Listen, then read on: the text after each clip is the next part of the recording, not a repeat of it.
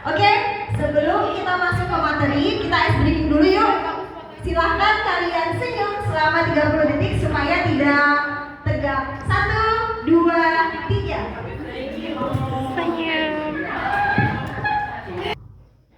Terima kasih Bapak Ibu sudah berhadir di hari ini untuk presentasi saya, yaitu diseminasi pemahaman dan penerapan budaya positif di lingkungan sekolah. Nah, di sini nanti saya akan menjelaskan bagaimana kita menerapkan penyebaran disiplin positif di lingkungan sekolah kita. Nah, dalam budaya positif itu ada konsep inti budaya positif. Ada 8 konsep inti budaya positif. Yang pertama, perubahan paradigma belajar. Yang kedua, disiplin positif. Yang ketiga, nilai-nilai kebajikan. Yang keempat, kebutuhan dasar manusia. Yang kelima, motivasi perilaku manusia. Yang keenam, ada posisi kontrol. Yang ketujuh, keyakinan kelas. Yang terakhir, segitiga restitusi. Nanti di sini akan dijelaskan apa itu perubahan paradigma belajar, apa disiplin positif. Pembelajaran dengan paradigma belajar yaitu merupakan pembelajaran yang dirancang berdasarkan prinsip pembelajaran berdiferensiasi sehingga murid belajar sesuai kebutuhan berdasarkan hidup perkembangan sesuai teori psikologis modern untuk mewujudkan profil pelajar Pancasila. Di sini ada profil pelajar Pancasila, ada 6 elemen. Yang pertama, beriman dan bertakwa pada Tuhan Yang Esa. Yang kedua, berakhlak mulia. Yang ketiga, berkebenekaan global. Terus gotong royong, mandiri, berpikir kritis. Dalam mengubah paradigma stimulus respon ke pendekatan teori kontrol. Nah, di sini ada realitas kebutuhan kita sama, sedangkan pada teori kontrol realitas kebutuhan kita berbeda. Jadi pada posisi kontrol itu realitas kebutuhannya berbeda. Nah, yang kemudian semua orang melihat hal yang sama, sedangkan teori kontrol setiap orang memiliki gambaran berbeda. Jadi setiap individu, setiap murid itu memiliki gambaran yang berbeda. Kemudian ada kita mencoba mengubah orang agar berpandangan sama dengan kita. Sedangkan pada posisi kontrol itu kita berusaha memahami pandangan orang lain tentang dunia. Jadi kita yang memahami, jadi guru yang memahami murid. Seperti itu. Kemudian perilaku buruk dilihat sebagai suatu kesalahan. Sedangkan pada teori kontrol semua perilaku itu memiliki tujuan. Jadi kalau murid itu ada masalah, ada melakukan kesalahan, jadi kita tanyakan dulu apa masalahnya. Jadi kita validasi dulu karena setiap murid itu pasti memiliki tujuan, baik itu positif, baik itu negatif. Kemudian yang selanjutnya orang lain bisa mengontrol saya, sedangkan pada posisi teori kontrol hanya Anda yang bisa mengontrol diri Anda. Jadi pada posisi kontrol ini hanya kita yang bisa, hanya diri sendiri yang bisa mengontrol, bukan orang lain. Nah, kemudian saya bisa mengontrol orang lain pada stimulus respon. Pada teori kontrol di sini Anda tidak bisa mengontrol orang lain. Jadi kita tidak bisa mengontrol murid. Jadi kita bisa membantu bagaimana menemukan solusinya, menemukan permasalahannya. Kemudian pemaksaan ada pada saat rujukan gagal, sedangkan teori kontrol kolaborasi dan konsensus menciptakan pilihan-pilihan baru. Yang terakhir, model berpikir memang kalah, sedangkan teori kontrol model berpikir memang menang. Jadi berbeda ya stimulus respon pada teori kontrol.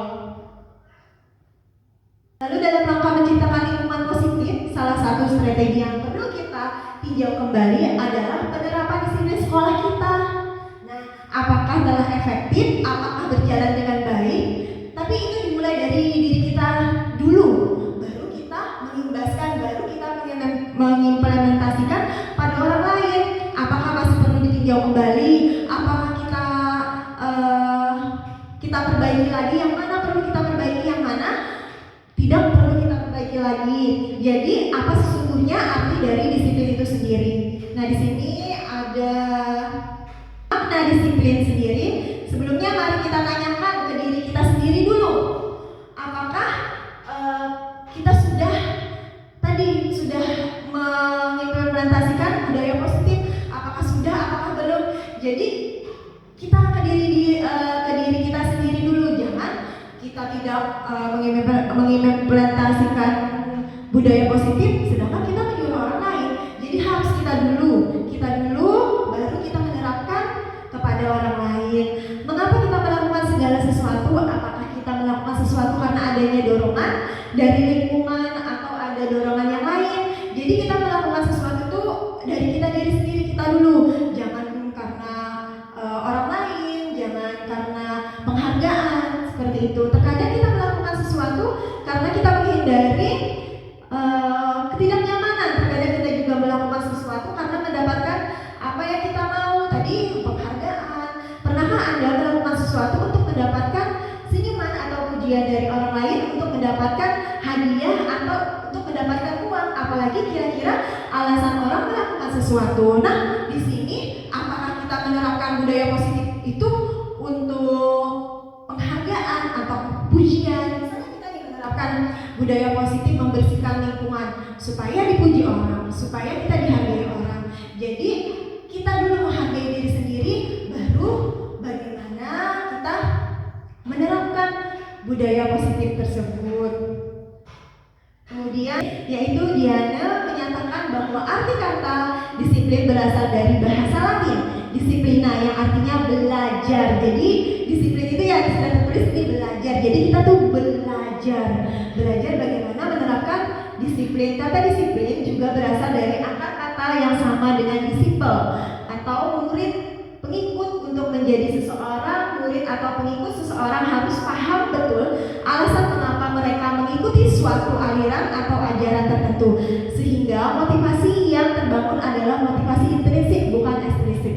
Jadi kita menerapkan budaya positif itu bukan karena faktor ekstrinsik, jadi dari faktor internal, dari faktor diri kita sendiri. Bagaimana kita menghargai diri kita sendiri, seperti itu.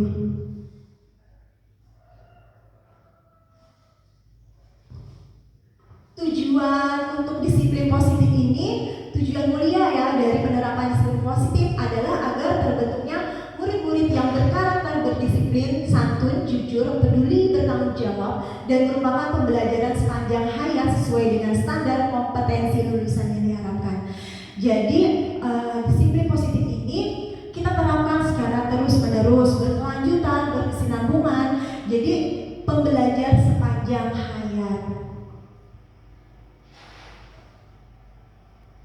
Nah, dalam tindakan positif, disiplin positif ini ada 3 tindakan. Yang pertama, cara menerapkan disiplin yang mengajarkan murid bertanggung jawab dan menumbuhkan kesadaran diri berdasarkan nilai-nilai kebajikan. Yang kedua, lebih ke arah disiplin diri yang dapat mengontrol diri dalam melakukan segala tindakan. Yang ketiga, dapat membuat murid memahami dan menyadari berdasarkan motivasi internal, bukan paksaan dari luar, pujian ataupun penghargaan. Jadi disiplin positif ini bukan dapat penghargaan, bukan dapat pujian. Jadi kita harus dari motivasi internal dari diri kita sendiri tadi. Di sini ada pembahasan tentang 5 kebutuhan dasar manusia. Yang pertama, bertahan hidup. Setiap manusia itu memiliki kebutuhan dasar. Yang pertama itu tadi bertahan hidup. Jadi bertahan hidup itu seperti kita makan, rumah, minum, kebutuhan sehari-hari untuk bertahan hidup. Yang kedua, kasih sayang dan rasa diterima. Jadi setiap murid, setiap manusia itu punya rasa ingin diterima, rasa dihargai, rasa dihormati. Kemudian 3, penguasaan. Nah, jadi penguasaan ini setiap manusia itu memiliki sifat untuk divalidasi, kayak dihargai, supaya apa yang dilakukan itu dihargai, seperti itu. Yang keempat, kebebasan ingin melakukan suatu hal yang baru. Jadi setiap murid itu mau mempunyai kebebasan. Yang kelima ada kesenangan, kesenangan ingin bermain, kesenangan ingin tertawa, ingin lepas. Jadi setiap murid itu memiliki 5 kebutuhan dasar.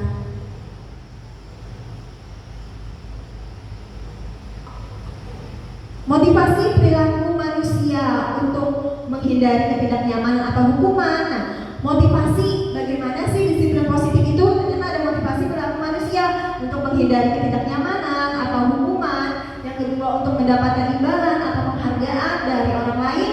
Yang ketiga untuk menjadi orang yang mereka inginkan dan menghargai diri sendiri dengan nilai-nilai yang mereka percaya. Jadi 3 tindakan di sini ada yang negatif, ada yang positif. Jadi kita harus memilah yang mana kita terapkan di lingkungan sekolah. Jadi kita harus tahu bagaimana kita itu memotivasi diri sendiri.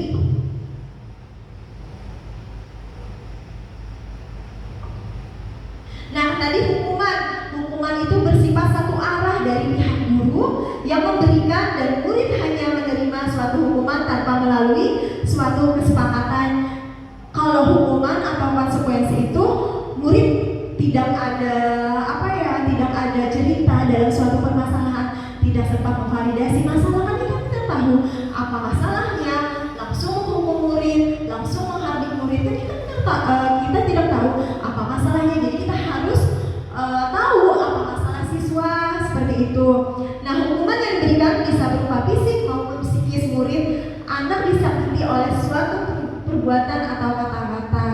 Jadi hukuman ini bisa berupa fisik maupun psikis.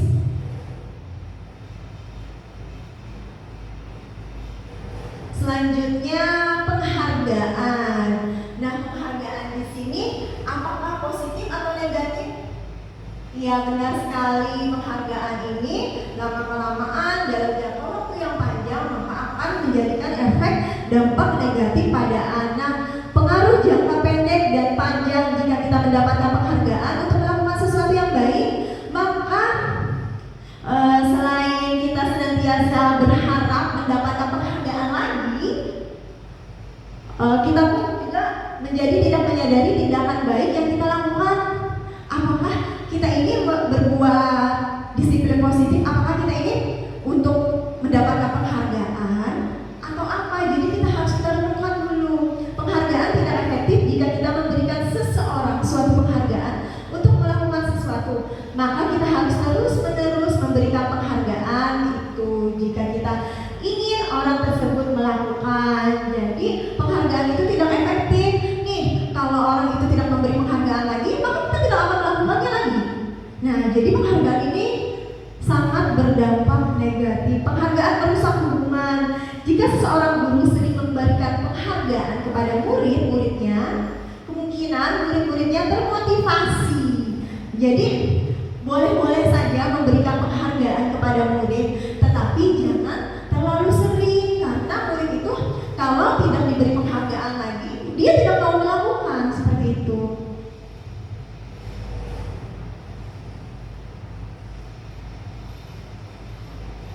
Nah, tadi sudah dijelaskan motivasi perilaku manusia. Yang pertama tadi kan untuk menghindari ketidaknyamanan atau hukuman. Yang kedua untuk mendapatkan imbalan atau penghargaan dari orang lain. Nah, yang kedua ini adalah faktor eksternal yang berasal dari luar. Kemudian yang ketiga tadi itu ada motivasi internal untuk menjadi orang yang mereka inginkan dan menghargai diri sendiri dengan nilai-nilai yang mereka percaya. Nah, sebaiknya itu kita hindari hukuman dan penghargaan, karena kalau penghargaan dan hukuman berlebih maka agar meminimalisir motivasi eksternal dalam diri manusia. Jadi kita tuh menghindari penghargaan dan hukuman karena supaya murid itu termotivasi, mengurangi faktor eksternal tadi.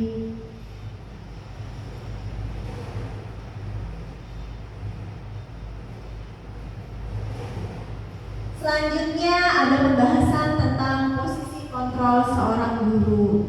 Seorang guru itu mempunyai 5 posisi kontrol sebelum ulun mengikuti pendidikan guru penggerak. Saya itu sering di sekolah melakukan posisi kontrol yang teman dan penghukum. Karena bukan penghukum sih, sebenarnya lebih ke konsekuensi. Karena setiap perbuatan itu ada konsekuensinya. Jadi saya lebih memilih posisi kontrol seorang guru, teman, dan ada konsekuensinya penghukum, seperti itu. Nah, dalam yang pertama ini, 1 penghukum, 2 membuat merasa bersalah, ini adalah perilaku kontrol negatif. Jadi Bapak Ibu, kalau kita sering lakukan di kelas untuk penghukum dan pembuat merasa bersalah, maka akan berdampak pada murid. Berdampak negatif, bukan berdampak positif pada murid. Jadi murid itu lebih tertekan ya, walaupun bahasa sekarang itu ada konsekuensinya. Nah, kemudian yang ketiga ada pemantau, yang keempat teman. Nah, untuk pemantau dan teman ini perilaku kontrol positif boleh kita lakukan, karena kita itu harus memantau murid juga, harus sebagai teman, tapi jangan keseringan juga. Yang kelima ada manajer. Nah, perilaku kontrol diri. Setelah saya mengikuti pendidikan guru penggerak, saya sekarang posisi kontrol seorang guru yang kelima ini manajer, karena manajer ini adalah posisi kontrol diri yang bagus untuk murid-murid kita.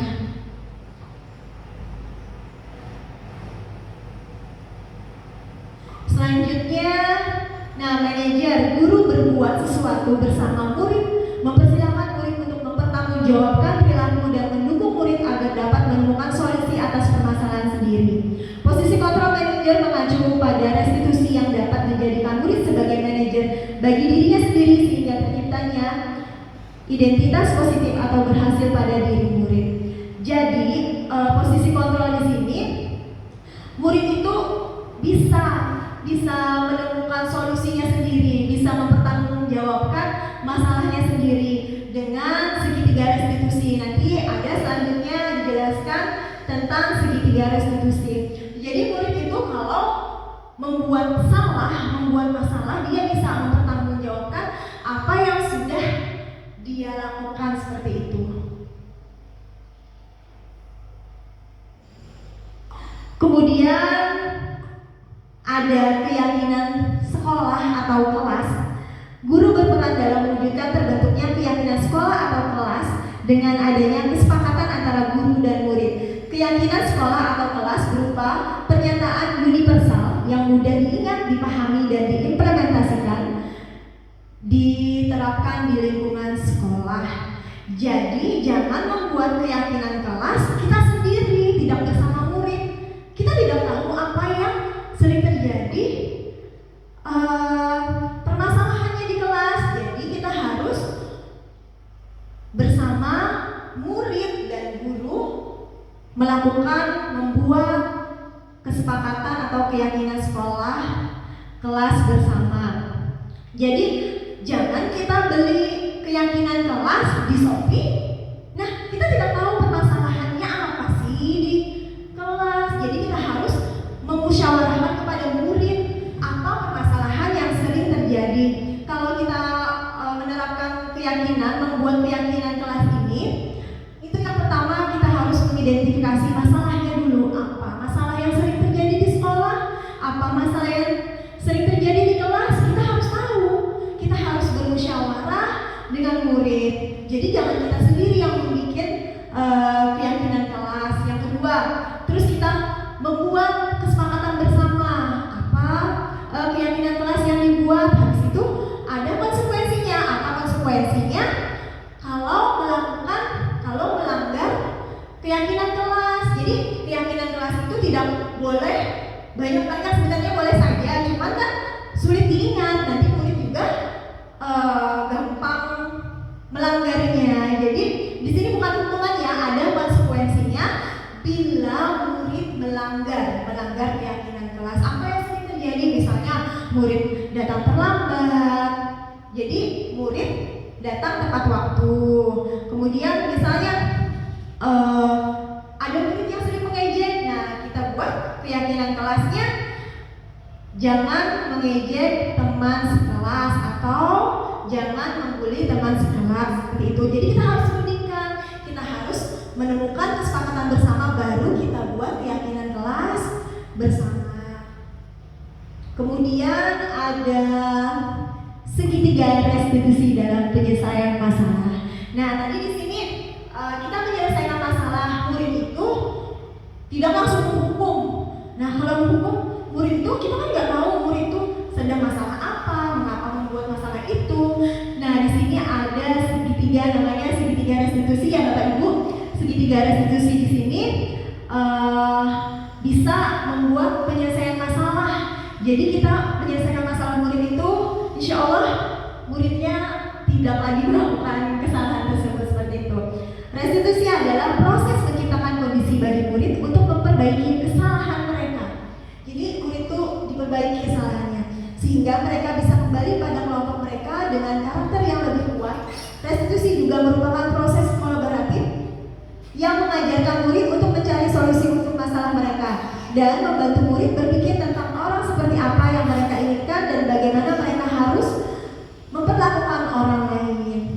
Jadi segitiga restitusi ini adalah solusi yang baik untuk kita menyelesaikan masalah murid. Jangan langsung menghukum murid, jangan langsung menghakimi murid, seperti itu. Karena menghukum itu dalam jangka yang panjang, dalam waktu jangka yang panjang, itu berdampak negatif pada murid.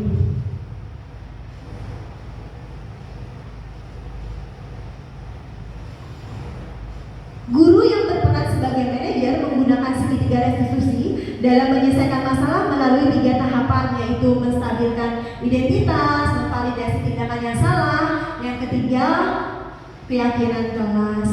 Tujuannya adalah menghasilkan murid yang disiplin, mandiri, dan bertanggung jawab. Kalau kita menerapkan segitiga restitusi ini, jadi murid itu lebih bertanggung jawab, lebih disiplin, lebih mandiri, dia lebih bisa, apa ya solusinya? Dia lebih bisa memikirkan bagaimana solusi yang dari masalah yang dia perbuat, seperti itu Bapak Ibu. Jadi segitiga restitusi ini adalah penyelesaian masalah yang baik. Insya Allah murid-murid tidak akan melakukannya lagi. Kalau melakukannya lagi, ya itu lagi, seperti itu lagi. Kita cari lagi, seperti itu.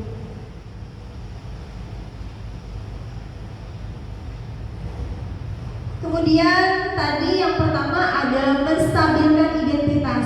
Anak yang melanggar peraturan karena sedang mencari perhatian adalah anak yang sedang mengalami kegagalan. Dia mencoba untuk memenuhi kebutuhan dasarnya, namun ada benturan. Jadi kita harus menggali apa masalahnya. Kalau kita mengkritik dia, maka kita akan tetap membuatnya dalam posisi gagal. Kalau kita ingin menjadi reflektif, maka kita harus meyakinkan si anak dengan cara mengatakan kalimat-kalimat seperti ini. Misalnya nih, ada anak membuat masalah seperti menyelipkan sepatu temannya. Ini anak nih menyelipkan sepatu temannya, pasti ada apanya. Jadi kita harus gali tadi yang pertama tadi dengan menstabilkan identitas, misalnya seperti ini. Nah, semua orang itu memiliki salah atau berbuat salah itu tidak apa-apa. Manusia itu tidak ada yang sempurna, misalnya seperti itu.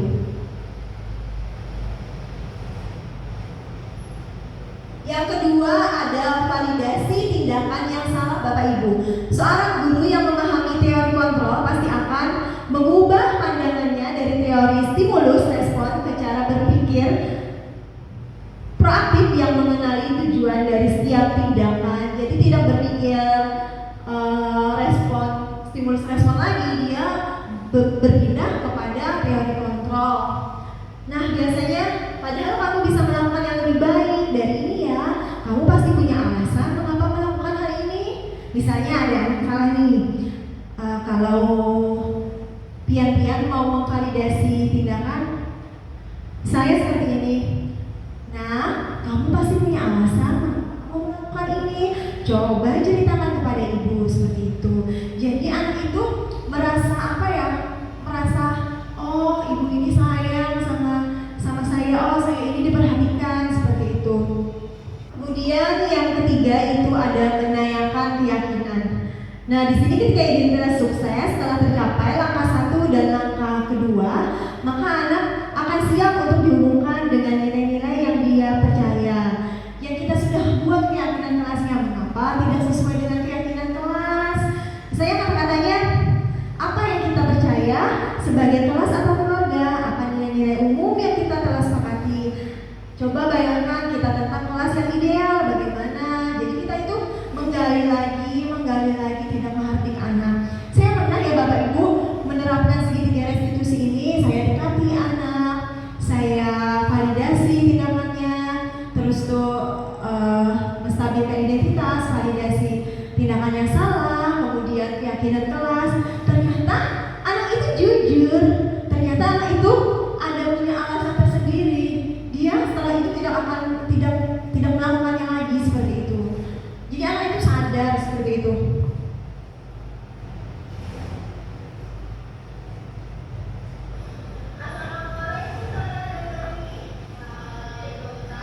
Bapak Ibu, di sini ada contoh segitiga restitusi dalam menyelesaikan masalah. Di sini ada anak yang satunya tidak menaruh sepatu, satunya menyelipkan sepatu, menyembunyikan sepatu. Sedangkan kami di kelas 6C sudah membuat keyakinan kelas, yaitu tidak boleh menyembunyikan sepatu. Jadi kesepakatan kami itu apabila memakai barang, kembalikan ke raknya. Jadi anak ini menyembunyikan sepatu karena dia menaruh sepatu sembarangan, makanya ingin bercanda aja, katanya seperti itu.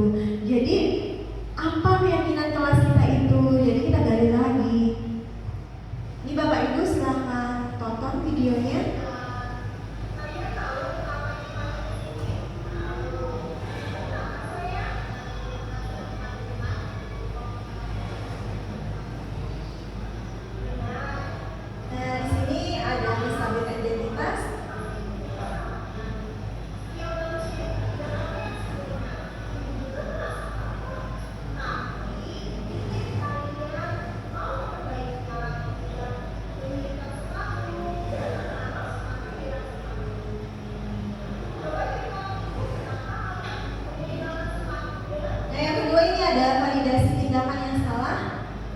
Dia menggali dulu bagaimana murid itu melakukan masalah. Ayo cerita dulu. Jadi kita lakukan secara face to face. Jadi murid itu sadar seperti itu.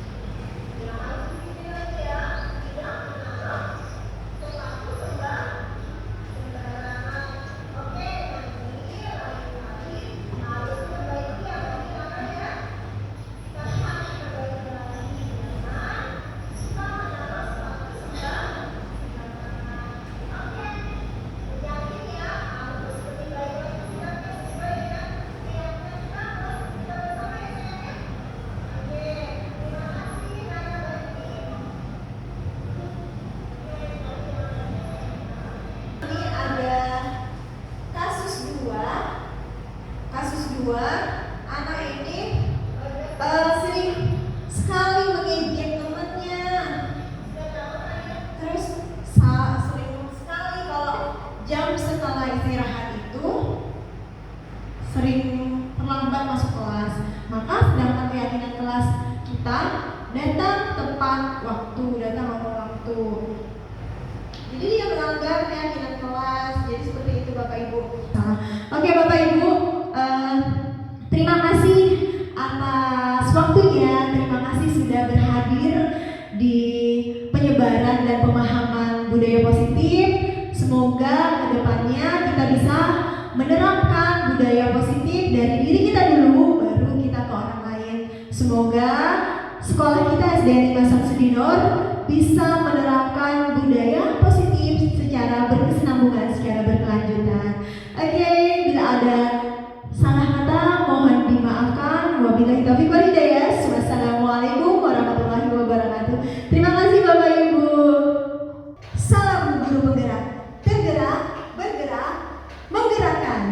Bahasa dan agama bikin kita kaya raya. Penduduknya hidup rukun dan damai. Yel yel 6J. Ceria, kreatif, bernalar, kritis. Yes, yes, yes. Ini kita membahas tentang tata cara membuat keyakinan kelas bersama. Tujuan pembelajaran kita hari ini bisa membuat keyakinan kelas secara bersama. Ada yang tahu? Any know apa itu keyakinan kelas? Ada yang tahu? Please your hand. Ada yang tahu? Ada ya? Kesepakatan kelas. Kesepakatan kelas yang harus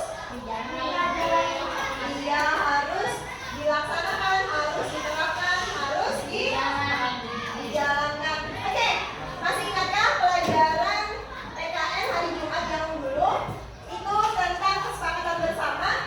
Bagaimana cara membuat keyakinan kelas itu sama ya? Bagaimana membuat kesepakatan kelas bersama dan keyakinan kelas? Ada yang masih ingat yang pertama bagaimana? Ya?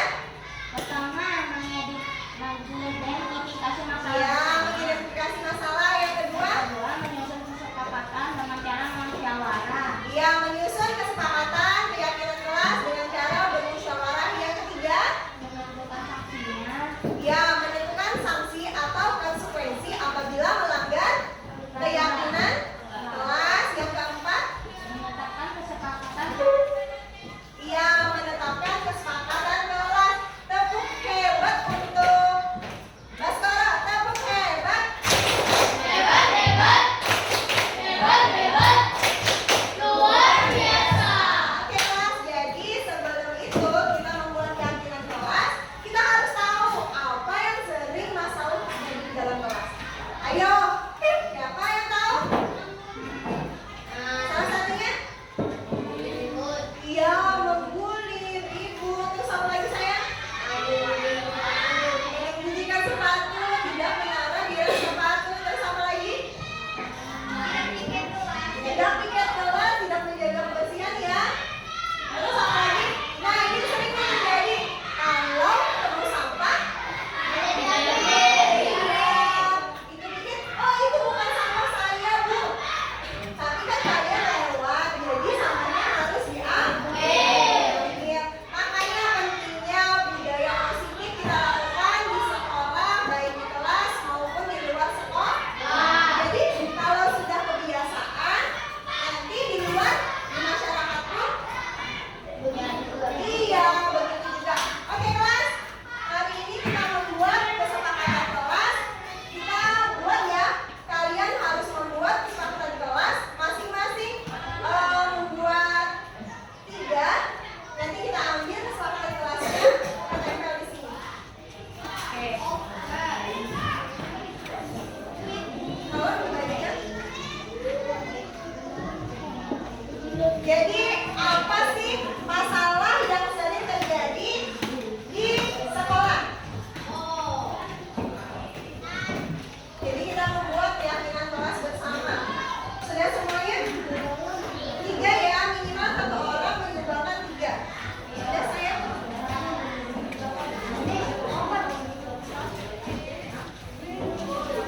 Ya. Enggak, tulis dulu. Kalian permasalahannya apa saja yang sering terjadi di kelas?